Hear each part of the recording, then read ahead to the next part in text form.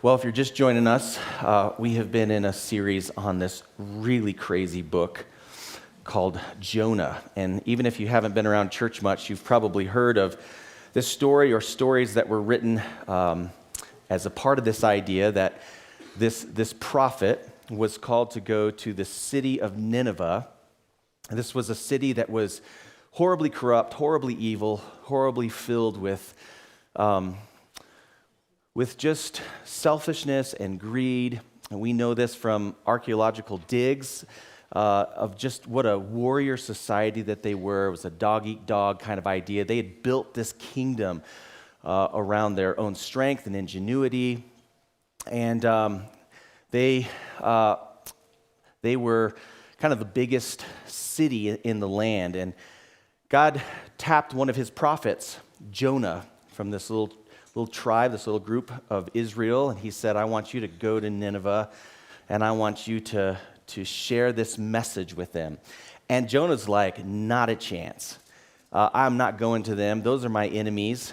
I know who you are. You're a God who brings grace and mercy, and those people don't deserve grace and mercy. And so he runs, and he thinks he can run from God. He tries to go to the very farthest place away from Nineveh, this place called Tarshish. And as he goes, he gets on a boat and he tries to run, but God chases him and he sends a storm after him and gets him to a place where he surrenders. And he thinks, well, maybe if I get thrown into the water and I die, then God won't be able to tell me what to do. And he gets tossed into the ocean, and as he's in the ocean, he realizes that what he thinks he wants, which is to be as far away from God as he can possibly get, is actually a place that's not that great. And God rescues him in that place with what the Bible calls a gigantic fish. And Jonah is scooped up by that fish, what would have been kind of the most terrifying creature in all of ancient times was this huge fish. People were terrified of the chaos of the waters and terrified of these chaos creatures that maybe they only saw on the beach every once in a while. So this creature that he would have been terrified of gobbles him up in his mouth, and in that time, Jonah turns back to God. And he says, God, my life is not my own. You've rescued me. You've done the impossible. And so last week, we got to the place in Scripture where as Jonah turns back to God, the whale comes up to the beach and he vomits Jonah out, okay? It's a really gross Hebrew word that actually means vomit. And vomits him out onto the beach. And we're going to pick up the story here. After Jonah's time in the whale, what changes about him? So we're just going to deal with just a couple of these verses here. After Jonah was vomited out again, then the word of the Lord came to Jonah a second time. Go to the great city of Nineveh and proclaim to it the message I give you. And Jonah obeyed the word of the Lord and went to Nineveh. I've been thinking about this passage, thinking about this new start that Jonah has. And one of the things that has really been on my mind with this passage is this idea of Jonah having a second chance, which I think in our world is pretty rare that we get second chances. But more than that, more than the cool thing that God gives second chances is, why would God bother? Why would he take the time to keep using Jonah? As a dad, I'm always in this balance between getting stuff done and being the kind of dad that could bring my kids along. And I usually lean towards getting it done, right? And my wife is kind of the prophet in our house, and she says, you could take your kids along, and you could have them help you, and then they would learn something, and you'd get the job done. And to me, that's kind of like, it's an impossibility. It's a dichotomy, okay? It's like I could go out and stack wood, and especially when my kids were younger, and I could have them help. But if I had them help, then I have to listen to them complain and grumble. Those are my kids. I know your kids don't do this, but complain and grumble, and I'm cold, and go back inside the house and come back out and get another coat. I don't like this coat. I don't like these gloves. And by the end of the time that I had to stack wood, there's like no wood stacked. And from what I can tell, my kids are not any happier. They haven't learned anything except for Dad is just a grumpy old man that doesn't want to work with them. And so there's this tension, and I've been just kind of in awe of this God who has a mission to save Nineveh, to rescue them from the evil that they're in, to change their hearts, and his persistence to use this guy, Jonah, who is he's a hard guy to work with. And I really think that this story is teaching us that God is just as committed to our obedience as he is to his mission to reach the world. He holds these two things together. He says, Zach, I'm creating in you, I want to create in you certain attitudes, certain motivations. I want you to become more loving and kind. I want you to become like me. And that is really important to me. And at the same time, I'm bringing my kingdom to the whole world. There's all the nations I want to know about me. And how I want to accomplish both is I have chosen to use you to be the one to bring this message. And I look at this and go, this is terribly inefficient, okay? God could show up at Nineveh. He could do some crazy, awesome, fireworks and, show up with some kind of vision for everybody. I mean, it's just so easy. And he could say to Jonah, if you want to go to Tarshish, if you want to be a brat, if you want to be a grumbler, if you want to go do your own thing, you go do your own thing, okay? Go sit in time out for a while, and I'm gonna have my way. But God is not like me. One of the things that I realize more and more is how much I really want life to be easy. I want life to be easy. I want efficiency. I want to get things done. I want to go from A to B. I don't want to be behind somebody that drives slow. I want to wake up in the morning and I want to have my plan and I want to get to the end of the day and go, I checked the list. I did it, right?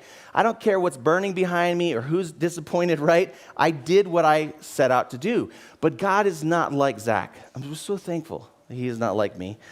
And he is just as concerned about the person that I'm becoming as the person, as his agenda. And I think I've grown in this, but it's also gotten easier. My kids, as they've grown older, they can actually pick up wood, so it's like, it's actually helping me a little bit more. But I struggle with this, and I want to talk about this easy life that we all want, and what seems to be God's opposite direction that he wants to take us, which is the sacrificial life. God has said, pick up your cross and follow me. He said, Jonah, give up your grumbling, give up your agendas, give up your idea of what life's supposed to look like, and I want you to come with me, and I want you to live a life of sacrifice. I don't want you to take the easy road, because the easy road is not going to produce in you the kind of joy, the kind of fulfillment, the kind of hopes that I created you to live with. And this is countercultural, I think, especially in our age. This quote this week really captured me. It's by a writer named Dorothy Sayers. And, I would say the liberal idea is that what's really wrong with this, with the world might be one thing, and the conservative idea is that maybe we don't have enough black and white thinking. So there's these different ideas. But Dorothy says this: the sin of our times is the sin that believes in nothing, cares for nothing, seeks to know nothing, interferes with nothing, enjoys nothing, hates nothing, finds purpose in nothing, lives for nothing, and remains alive because there is nothing for which it will die. She said, this is really the sin of our culture. This is really what's going on here. Because our culture has put self at the center of what is important, self-actualization, self-realization, what happens is we start to build our life around ourself, and we don't see the need to believe in anything that's beyond ourselves, to submit to anything, to sacrifice for something that's greater. And what starts to happen is the more that we get, the more we buy, the more we get our way, the more we try to change our circumstances to position ourselves so that we can have the life that we think we want. We go away from sacrifice. We go away from dying. We find ourselves in this place of nothingness, nothing to believe in, nothing to die for, nothing to really stand for, nothing that says, I'm willing to sacrifice. I'm willing to give of my life. And this kind of thinking is so pervasive in our culture, and yet it's at the center of who Christ was.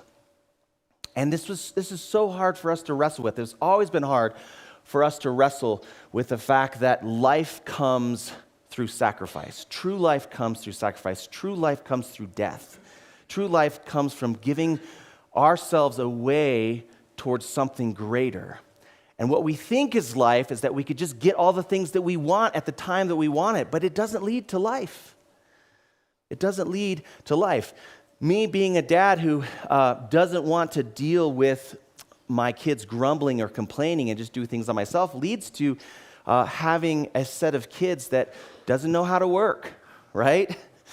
Doesn't know how to stack wood, doesn't know how to do anything. So my selfishness in the moment gets me through my day maybe, but in the end of 20 years, I look around and go, what? Who have my kids become? Who have my family become? Because I want what I want more than I want to sacrifice. And so there's this message in here for us about sacrifice, about second chances. But within this, there's this message of a God who says, I love you enough to hold you to obedience. Obedience, Jonah, is important to me. I'm not just concerned about Nineveh getting saved. I'm concerned about you learning how to obey. And I'm willing to take the hard road with you so that you learn this. Our Linda Anderson, the Queen of Buena Vista, wrote, in your journal, she wrote a really neat poem. One of the things she writes is, I'm thankful for second chances so that I can get on the right track, to be his child and to obey in this life's journey so I don't get sidetracked. In your journals, her whole poem is there, but it's this beautiful prayer of thanking God that he doesn't just let us have our own way, that he stops us, he interrupts us, so that we can know who we're truly called to be. So in an attempt to communicate this through this passage of Jonah, I came up with this brilliant title for my message, okay? 3 easy steps to living a life of sacrifice. I cracked myself up when I wrote that. I thought, this is so fun. This is so fun. Because it's kind of our culture, right? Like, okay, I get it. Like, I want to be that person. I want to be the guy who stands for something. I want to be a guy who will die for something. I want to be the dad. You know, we're all drawn to that. But what we really want is, okay, Pastor, tell me how to do it. Give me 3 easy steps that you can do that. And so I got them for you. It just happens to be that each of these steps has this really critical word in here called die.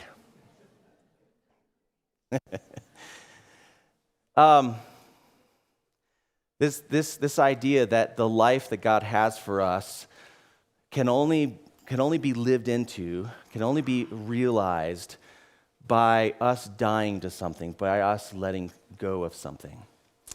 And I'm thinking about death.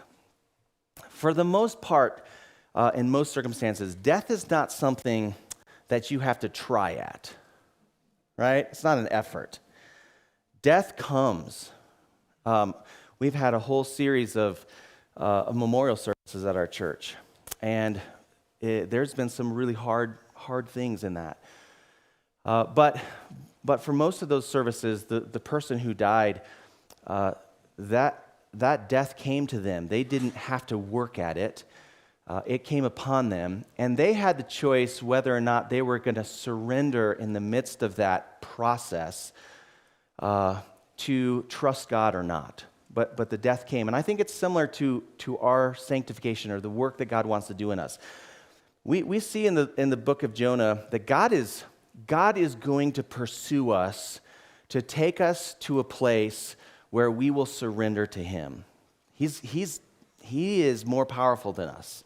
That is where He's taking us. And we can either be like Jonah, and we could put all our effort into trying to control our lives, trying to find this life that we think we want. We can live a life of selfishness, which actually takes more effort. It takes more of us than simply saying, okay, Lord, not my will, but your will be done. And I give myself to you. So we're going to talk about three pieces of this. For Jonah, he says, but you, Lord my God, you brought my life up from the pit. When my life was ebbing away, I remembered you, Lord. The first thing that we need to let go of is this idea of self-sufficiency. I think one of the reasons that we hold on so much, we live with so much anxiousness, we live with so much fear, is we really forget easily how little of our life we control and how much of our life is given to us. This calling that Jonah has, Jonah sees it as suffering. Jonah sees it as something that's terrible, but it truly is a gift. It's this gift that the God of the universe loved Jonah so much and loved Nineveh so much that he wanted to use Jonah to do something incredible in life. And he had invited him, and it was a gift that he was given. And Jonah turns away from God, and he realizes when he's in the belly of the big fish that those who cling to their own ideas of what life should be like turn away from God's love for them. And he says, but I, with shouts of grateful praise, I will sacrifice to you. I will give my life for you. You are worth it. He goes on to say, salvation comes from the Lord. And he has this realization that his life is not his own. Now, this is a little bit of a going back over last week, and it can seem a little bit surfacey, but I think there's a lot of work for us to do on a daily basis of looking at our lives and realizing so much of what you've given to me is a gift that you have called me to lay my life down for. So little have I actually brought about. I mean, I think about kids especially, this calling to be parents. There's decisions we make about being parents, right? We fall in love, okay? We decide to not take medical action, right? To get pregnant, and we think, oh yeah, this is great. And then a child comes into our life, and as parenting gets really, really difficult at times, I think we lose track of this focus that who we have as parents, as grandchildren, those are gifts in our life. And they're not gifts for us to use to make ourselves happy. That's what our culture says. If you had kids, you could be happy. If you had the right spouse, you could be happy. And so strive for that. Do the right things and try to get yourself this family so that you can really become who you think you need to become. You can have this life that you've dreamed of. But it doesn't take us long, first in marriage, to realize this gift of marriage is a real gift, but it's also a real sacrifice. These children that God has given us, as God has given you a gift of children, they're really great. And when people see them out in public, oh my gosh, your kids are so cute, and you can see in mom's eyes, like, you should try living with these people, okay? I see you. You should try living with these people. You should try getting up in the middle of the night. You should try doing my life. You should try changing the diapers. You should try doing this. And we realize pretty soon that kids are not going to make us happy. And if we don't step back as believers and see our life as God's gift, but we also see it as an invitation for us to die to ourselves and our self-sufficiency, then we live our lives begrudgingly and tiny and with our fists clenched. So little of our lives have we created on our own. We've created some messes. But even we learn from Jonah that through those messes, God uses those in order to teach us something. He wants us to learn how to follow him in a life of sacrifice. Philippians chapter 2, I think, really says this well, what I'm trying to get across. It says, therefore, my beloved, in other words, he's talking to a group of people, and he says, you're already God's children. You're not trying to earn God's favor. You're not trying to say to God, oh, look at how sacrificial I am. As you have always obeyed, so now, not only as in my presence, but much more in my absence. Work out your own salvation with fear and trembling, for it is God who works in you both to will and to work for his good pleasure. There is this effort of dying to our self-sufficiency and releasing, surrendering our lives into God's control. And it's not us creating something, it's simply us coming to the reality, okay, that our work, and it's a tremendous effort to let go and to say, God, this life that you've given me, this person that you've put in my house with me, this town that you've called me to, this school that you've called me to, this place of being a preacher, this business owner, this where you have placed me in my life. Yeah, I've had some decisions in that, but a whole lot of it has been a stream that I couldn't control, and here I am as God's beloved, and our work is to let go of our self-sufficiency, thinking, this is my project, this is my life, this is my work. Because he says, for it is God who works in you, both to make decisions, and to work for his good pleasure. He has something going on way bigger than you. He's going to use you in his plan for the world, but there's a work for us to do of death to our self-sufficiency. And I think that part of that comes from seeing our lives as a calling and seeing that calling as a gift. And realizing that if it's a gift from God, it's going to require a tremendous amount of sacrifice. It's going to force us into places that we are beyond our own efforts. It's going to force us into places where we are called to have to look up to God and say, I don't know how to do this. And to be in a place again of saying, God, not my will, but your will be done. Give me the strength to see my life as you see it.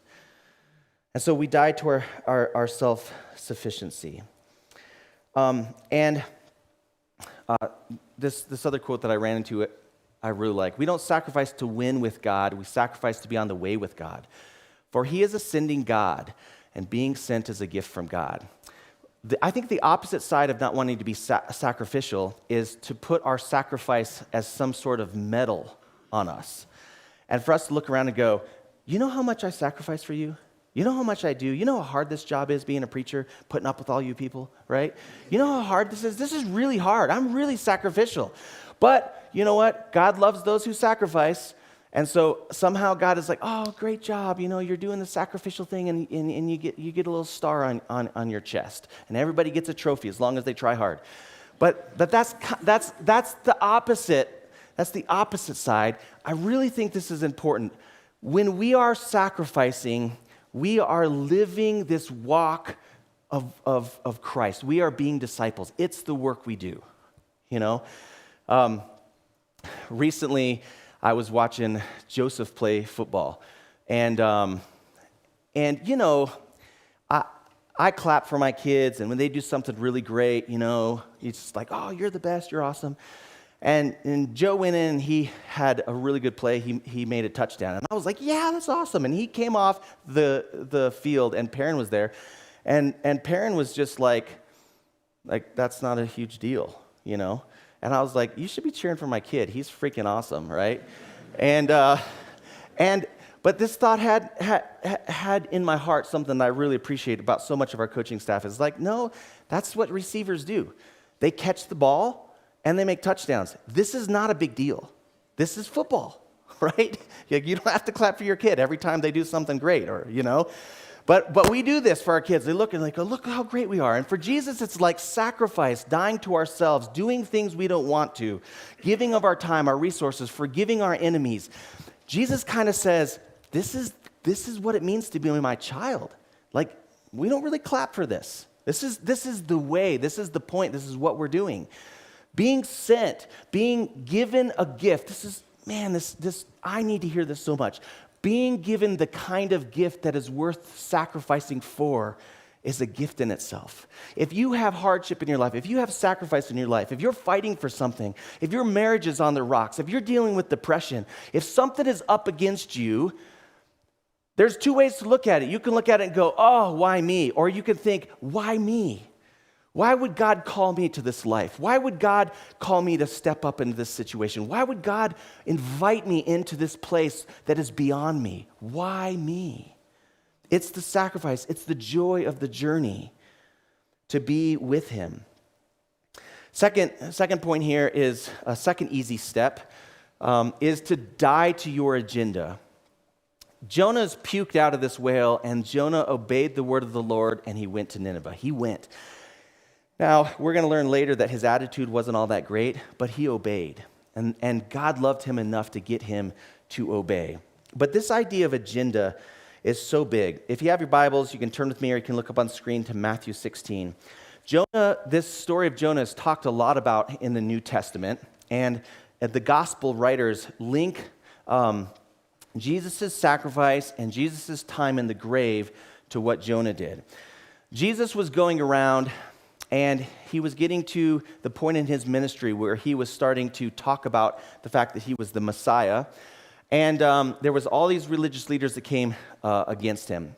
And in Matthew 16, it says, the Pharisees and the Sadducees came to Jesus and tested him by asking him to show them a sign from heaven. They're saying, okay, if you're really God, we want to see that you're God. So do something for us. Dance, heal somebody, turn a rock into water. Do something cool and we'll believe. And he knows what's going on in their heart. And so he goes on and he says, you are a wicked and adulterous generation because you're looking for a sign, but none will be given to you except for the sign of Jonah. And Jesus left them and went away. Now, they're kind of left like, okay, what did Jonah do? Well, Jonah was stuck in the belly of a whale for 3 days. And what Jesus was going to say is the sign that I am the Messiah is going to happen when I'm in the grave. That's going to be the miracle, is that I'm going to die. So his disciples are watching all this, and he gets in a lake, and he's starting to go across this lake. When they went across the lake, the disciples forgot to take bread. And this just happenstance, but Jesus says, I want you to be careful of the attitude of the Pharisees. Because the attitude of the Pharisees are always asking, I want a sign, I want a sign. I want you to prove to me that you're God. I want you to prove to me that you're really who you say you are. And I love what the disciples say. This is so hilarious. They discussed this among themselves and said, is it because we didn't bring the bread? Right? Poor Jesus. He's like, oh, what do I do with these people? Is it because I didn't bring the bread? And so they keep rowing, and when Jesus came to the region of Caesarea Philippi, he asked his disciples, who do people say the Son of Man is? And Simon Peter answered, you are the Messiah, the Son of the living God. And Jesus replied, blessed are you, Simon, son of Jonah, for this was not revealed to you by flesh and blood, but by my Father in heaven. Now, Peter, this makes so much sense, but Peter, which he uses his name Peter, rock instead of Simon, he said, he's the son of Jonah. He's so much like Jonah. Son of Jonah, for this was not revealed to you by flesh and blood, but by my Father in heaven. And I tell you that you are Peter, and on this rock I will build my church, and the gates of hell will not overcome it. So Peter is really excited about this, okay? And then the passage says that from there, Jesus started to teach them, he says, I'll give you the keys to the kingdom of heaven.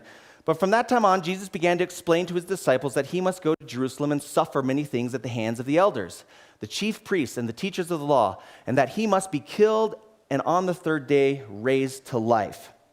Now, this is right after Peter has this amazing idea from God. You are the Messiah. You are the Son of God. And Jesus says to him, I'm going to give you the keys of the kingdom. On this rock, Peter, I'm going to build my church. And this is right after this.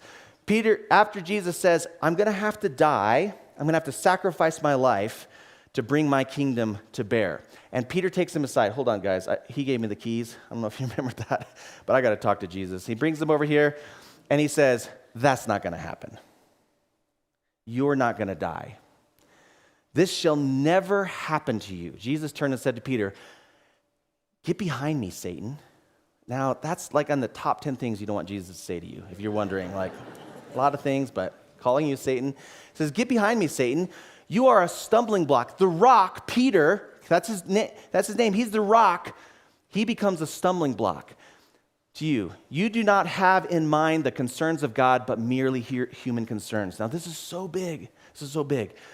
Jesus is saying this: you do not realize that the life that I'm about to bring you is going to have to come by me sacrificing my life to you. I am going to have to die to give you life. And Peter says, that's not the way that the world works. The way that the world works is it's about strength. It's about victory. It's about me overcoming. It's about all of these things, getting what I want, me being at the center, me being able to control. That's how we get this. Jesus, you know how I get the life that I want? You become king and you get a whole bunch of power, and I happen to be, one of your homies, and so I get power with you, and then we change everything. That's how the world works. And Jesus says, no, you only think in human perspectives. He says, all you have in your mind and in your heart is the human way of doing things. You do not have in mind the concerns of God. The concern of God is this, Peter: we are going to have to die. We're going to have to lay our lives down in order to bring life. That's how life's going to come. That's how things are going to change. That's how we're going to be transformed.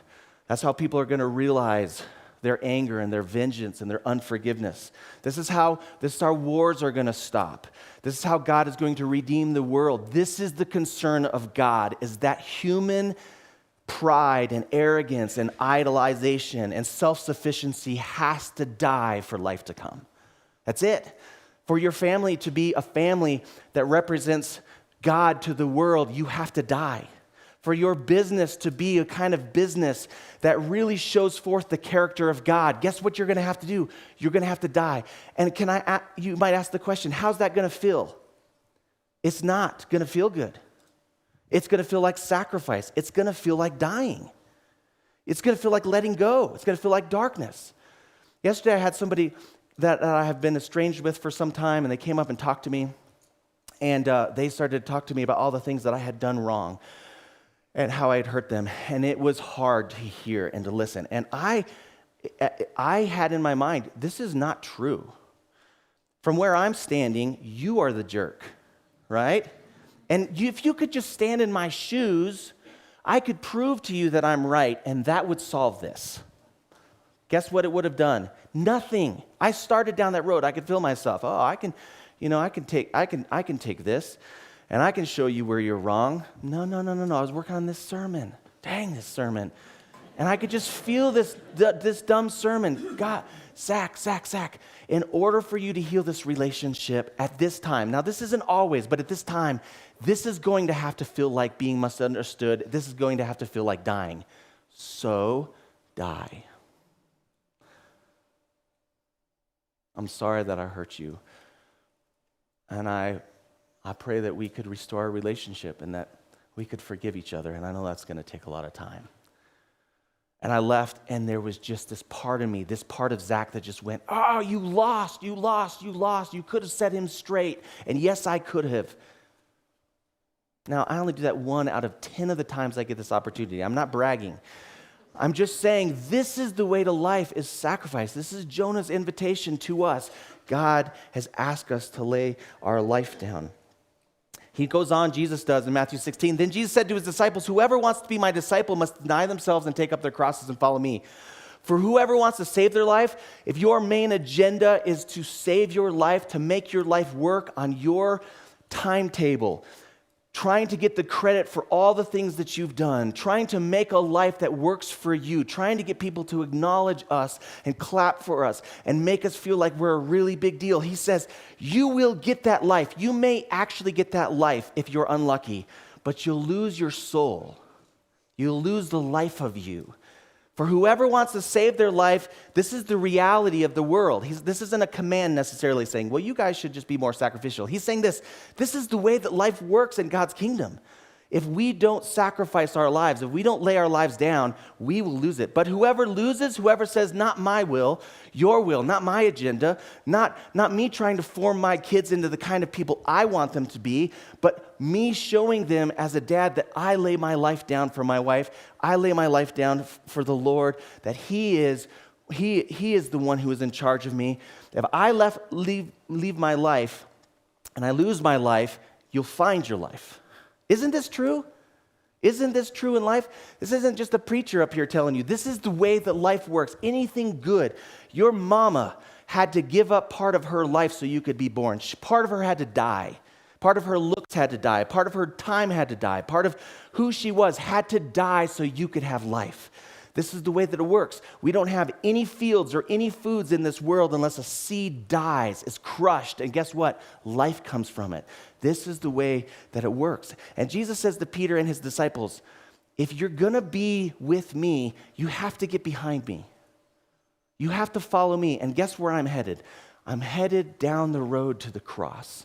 I'm headed to a life of sacrifice. I'm headed to give my life up for the sake of others. And this is the journey. So this is a question for you. Where has Jesus sent you to give your life? What gift has he given you? And you know it's a gift because when you look at it, you realize that it's going to take the emptying of yourself in order to embrace it. Where? Where in your life? What is he calling you to? Don't buy into this world. Don't buy into it. This is for me. This is for me. Don't buy into this world that your life is just on the other side of the easy road, the contentment, getting everything you think you want. Don't buy into it. It's a lie. Now, I'm not saying that God is calling you, just to be this doormat. And well, actually, I am. He is in the places he has called you to be. There's something different. There's a different kind of pride that never wants to say what I want or what I need or set boundaries or confront injustice that's happening to you. Or if you're in an abusive relationship, God is not calling you just to say, oh, well, if he beats me long enough, something good will come. This is not what Jesus is talking about. Your sacrifice, if you're being beat or you're living in an abusive relationship, probably you're getting something out of it in some way, and your sacrifice is stand up and say, no more. I don't care what this costs me. I'm not going to be abused like this. This sacrifice is out of a place where God has given me a gift and power, and I lay it down. That's what it means to submit to God. It doesn't mean that someone else takes that from you. So we have to be wise about this. But where has Jesus sent you to sacrifice? Gosh, I only mean 2 points. Third easy point. I have to be fast because I'm over. Die to your grumbling. This is pretty self-explanatory. This terrified them, and they ask, "What have you done?" I think the last thing that this text is calling us to die from is our grumbling, and this is tied into what we've been talking about. The Hebrew word ragan means whispered rebellion. This hit me this week. There was only one obstacle that prevented Israel from fulfilling God's mission. It wasn't Pharaoh or his massive army. It wasn't the entrenched Canaanite forces. It was the Israelites' grumbling heart. And I wonder for us if the thing that is hindering us from being able to walk in the life that God has given us, being able to with joy sacrifice what he's called us to sacrifice, what's standing between us and the life that God sees in us is our grumbling hearts. Our quiet, rebellious hearts that says to God, this isn't fair. Now there's a difference. There's tons of scriptures in the Psalms and all the way through Lamentations where I cry out to God, this isn't fair. I acknowledge I don't understand, and he helps you with this. But grumbling is something different. It's this inside my heart. It's this secret, seething, grumbling, my life is not fair. And this is part of what Jonah has to be surrendered to. John 12:24 says, "Truly, truly, I say to you, unless a grain of wheat falls into the earth and dies, it remains alone. But if it dies, it bears much fruit." I just want to close with this story. We did a memorial service yesterday for a man named Chuck Aloisi. And Chuck wasn't known here. He sat back there most of the time. He was just a quiet servant. A year ago, he was given a diagnosis of terminal cancer. And he fought hard against that cancer. But something about Chuck's life was so compelling to me, and that was this. Through this cancer that I go through, I want to be open to what miracles God wants to do. And I also want to go through this in a way that would bring life to others. I want the death in my body that I'm being subject to, I want it to bring life. And when I asked him about that, what do you see? One of the first things he said is, my family, my sons, we're not where we need to be. And I'm hoping that through this cancer, the way that I deal with this suffering, the way that I look at it, the way that I handle myself, that somehow God would use that to draw my sons' hearts back to me. When I saw him right before he planned a service, right before he passed away, I said, how are you doing? He said, I'm ready to go. I'm ready to go see Jesus. And he said, and you wouldn't believe how filled with thanksgiving I am for this year. Now, he was one of the strongest men I knew, and I'm looking at him, and he's in his bed. He's just bones. He's ready to die. Where does that come from, Chuck? How can you be thankful for this? I don't get it. I don't understand. This seems like death to me. And he says, no. He says, it's death, but let me tell you what's happened. Since God gave me a year, he could have taken me. He could have just said, oh, you're done. I could have gotten killed in a car accident. All these things could have happened, but he gave me time. And as he gave me time, I started to reflect back on the gift that life was, and I started to shed my grumbling, and I started to shed my pride, and I started to feel God's presence more than I've ever felt in my whole life.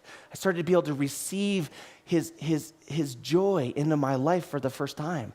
But besides that, as I started to grow weaker, I started to see how my own pride and arrogance had pushed me away from people in my family. And I started to be able to forgive, and I started to be able to let them in. And in that service, his sons stood up. They were here.